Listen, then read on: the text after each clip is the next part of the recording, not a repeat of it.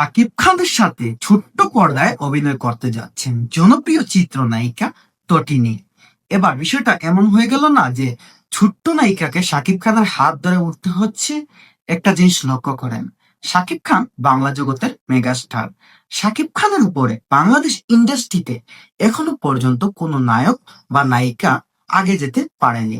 Shakib Khan Bangladesh industry একজন প্রাণ ভোমরা। শাকিব খান ছাড়া বাংলাদেশ ইন্ডাস্ট্রি পুরোই অচল। আপনি একটা জিনিস খেয়াল করেন, শাকিব খানকে ছাড়া বাংলাদেশের কোন সিনেমাটি এখনো পর্যন্ত বক্স অফিস কালেকশন ভালো বা হলে চলেছে কিছুদিন?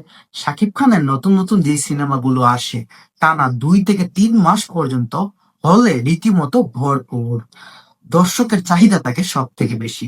এবার তটিনী জানান চ্যানেল আইর একটি সাক্ষাৎকারে শাকিব খানের সাথে খুব শীঘ্রই তার নতুন বিগ বাজেটের সিনেমা নিয়ে আসছেন তিনি। এ বিষয়ে আরো ভিডিও বানাবো, সেই ভিডিওটা আপনারা দেখবেন অবশ্যই।